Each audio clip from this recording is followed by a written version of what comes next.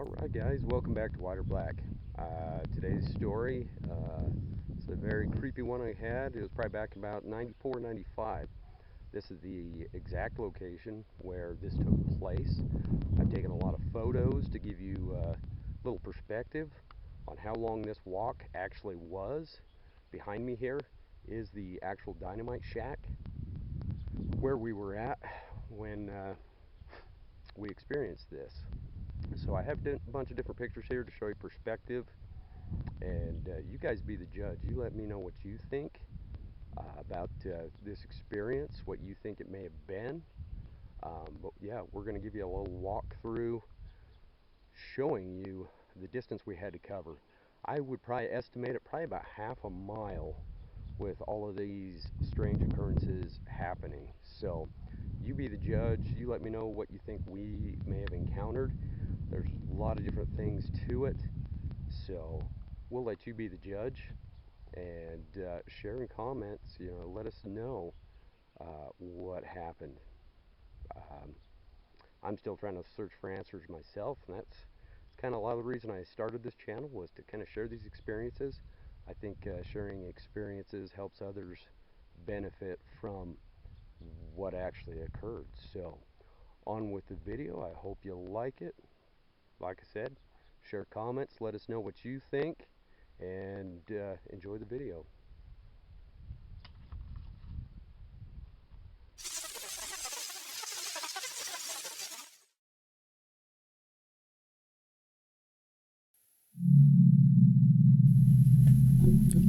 So it was a late summer evening. Everything felt good. Summer, young love, every card was where it was supposed to be.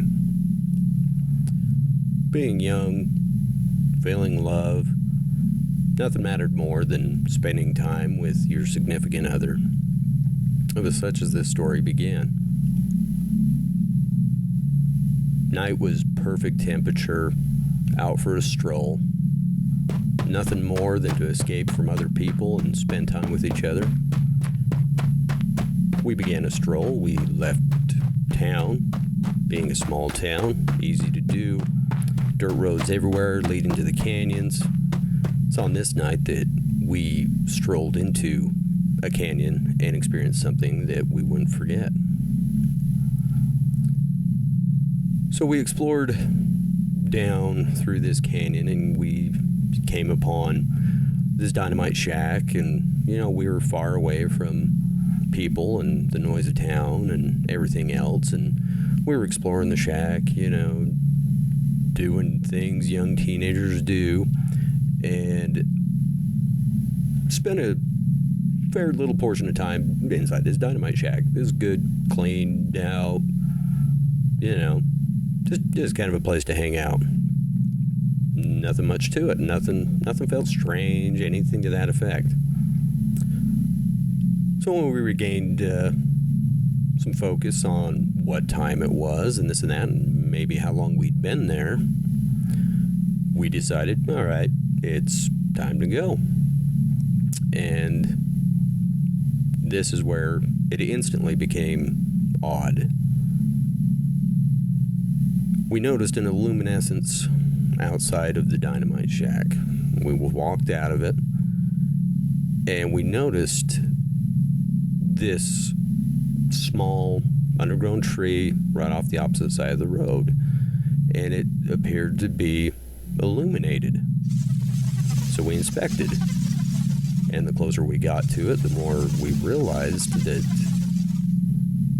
it was glowing like a greenish glow. And we looked above to see if the moonlight was there. We pondered it for a few minutes, and the more we looked at it, we thought, okay, there's no moonlight, there's nothing here to reflect anything, and yet it seemed illuminated.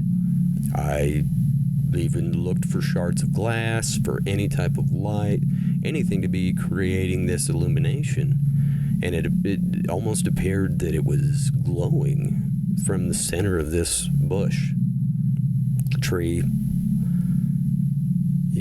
Details was I mean, it was probably back around 1994, 1995.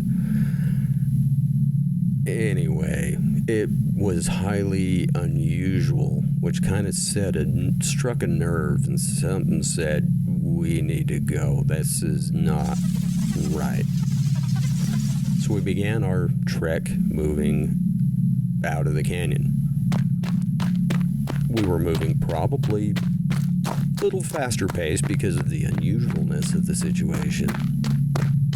Now, granted, this dynamite shack and its proximity back to town is probably half a mile to 3/4 of a mile. It's dark, very dark. As the pictures you can see, the terrain, they were shot during the day. I dimmed them down a little just to give you some perspective of the terrain that we were walking through. Just a weird vibe. There was a mountainside as we slowly walked along that looked illuminated as well. Very strange.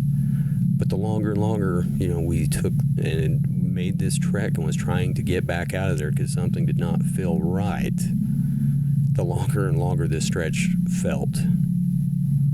And as we approached probably the last quarter section of this road and was approaching back to town, we both noticed, we started hearing what sounded like footsteps.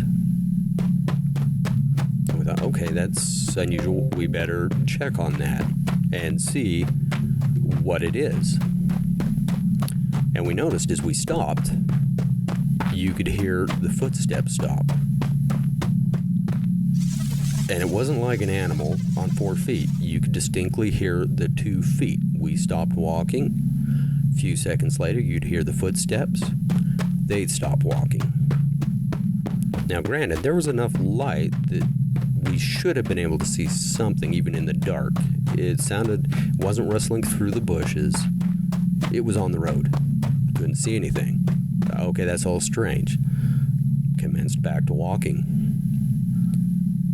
Sure enough, we could hear these other footsteps again, and this canyon is not very echoey or anything to that effect to reverberate any noises like that. And we did this probably about 3 or 4 different times, and we'd continually stop, and as we'd stop and be silent, we'd hear the other footsteps continuing, and then they would stop. By the time we were about back to town, where this road goes through a fence and then it drops back down to the asphalt back into town, we were approaching the gate. And on the last instance where we decided to stop and listen to see if these footsteps stopped, and granted, right here in this area, there was illumination from a street light from town. The footsteps, they did not stop with ours. They continued, and they were very audibly clear, and they were closer and closer to us. At that point, we hightailed that last little few feet back through this gate, and we closed this gate to separate and create a barrier between whatever it was that was following us, and to have some sort of defense between it. The minute we were past that gate and had closed it, all sounds, those footsteps, stopped. So we're staring back down this road. And like I said, right here, there was illumination from street lamps and everything else. Everything stopped. We saw no movement in the bushes. We saw nothing in the road. But with all the other instances, from the glowing bush, the glowing mountainside, and then being followed, something in the road, it was highly unnerving. It's one of those experiences that has stuck with me for years, and I believe it will always stay there. In fact, through shooting this video, I was up there during the day. I had 2 both of my pistols on me. I had my fixed blade with me. I wasn't taking any chances because, you know, I mean, I've seen other things in this area before. I mean, just wildlife. But even still, in this area, it makes me nervous to this day. That's probably a lot of the reason I chose to re-explore this encounter that I had.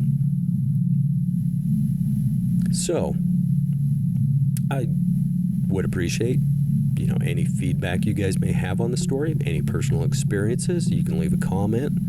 I would be more than happy to reply. If you guys like this video, feel free to subscribe, like, and share. And until next time, thanks for visiting White or Black. We will see you in the next video.